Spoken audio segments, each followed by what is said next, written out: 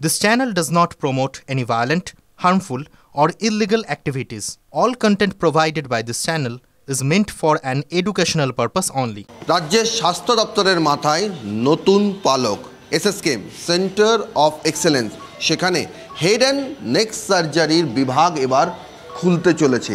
এতদিন ইনস্টিটিউট ছিল, সেখানে অটো ল্যারিঙ্গোলজির পাশাপাশি হেড অ্যান্ড নেক সার্জারির চিকিৎসা চলতো, কিন্তু আলাদা করে বিভাগ সেটা ছিল না। আর সেই আলাদা করে বিভাগই এবার খুলতে চলেছে এবং তার জন্য অত্যাধুনিক ওয়ার্ড, মেল, ফিমেল, তার পাশাপাশি এখানকার যে ওটি, সেই ওটিও মডুলার ওটি তৈরি হয়েছে। এই যে মডুলার ওটি, সেখানে সেই ওটি একেবারে অত্যাধুনিক পরিকাঠামোর ওটি এবং তার ভেতরে কক্ষে ঢোকার যে ছবি, সেই ছবিও একেবারে অত্যাধুনিকভাবে পুরো মডুলার ওটি তৈরি হয়েছে। এখানে আমাদের সঙ্গে রয়েছেন চিকিৎসক Anunab Sengupta. Sir, head and neck surgery এই ডিপার্টমেন্টের গুরুত্ব কতখানি? শুনুন, আগে হেড অ্যান্ড নেক সার্জারি ডিপার্টমেন্টে এসএসকেএম হসপিটালে এটা পশ্চিমবাংলায় প্রথম হয়েছে। এই প্রথম হওয়ার জন্য আমরা এখানে অ্যাপ্লাই করেছিলাম এনএমসিকে 4টে এমসিএইচ সিট, যারা এমএস করে তারপরে তাদের সুপার স্পেশালিটি একটা এক্সাম হয়, সেখান থেকে সিলেক্ট করতে হয়। হোল ভারতবর্ষে টোটাল সিট হচ্ছে 17টা, যেখানে আমাদের টাটা হসপিটালে আছে হচ্ছে 4টে, এইমস দিল্লিতে আছে 2টো, ঋষিকেশ এমসে আছে 2টো, অমৃতা বলে একটা প্রাইভেট কলেজে কেরালা, সেখানে হচ্ছে 1টা। এইভাবে টোটাল সিট 17টা। আমরা গর্বের সঙ্গে বলছি যে আমরা এসএসকেএম হসপিটালে department of head and neck সার্জারিতে আমরা 4টে এনএমসি রিকগনাইজড এমসিএইচ সিট পেয়েছি। এবং আপনি যদি একবার আউটডোরে এসে দেখেন, আমাদের এখন pending case 350 cancer case late স্টেজে লাইন দিয়ে দাঁড়িয়ে আছে। আমরা এখন একটা করে ইনস্টিটিউট অফ ইএনটিতে করছি।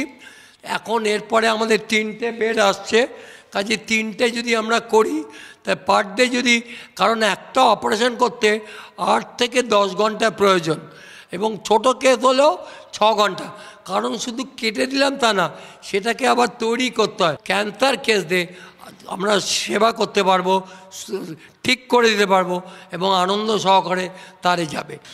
অনেক গরিব লোকের চিকিৎসা অনেক ভালোভাবে এখানে করা যাবে এবং আরও দিন বাড়লে বউটি করা গেলে তাহলে রুগীগুলো, মানে গরিব রুগীদের আরও অনেক বেশি সাহায্য করা যাবে বা আমরা করতে পারবো, এটুকুই। হেড অ্যান্ড নেক সার্জারির এই যে চিকিৎসাটা হয়, এটা মাথা এবং গলা, head and neck mainly, cancer plus benign plus cancer patient.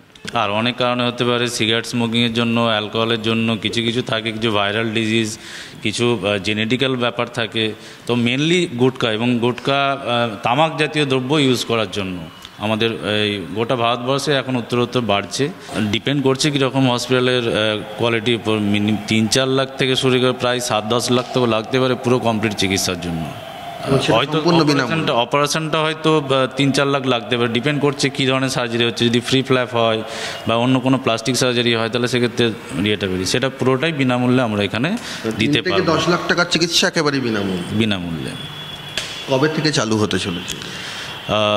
আমরা 2 দিন পরে এটা ওপেনিং আছে, তারপরে আমরা চেষ্টা করছি as early as possible, probably March মাসে বোধহয় স্যার।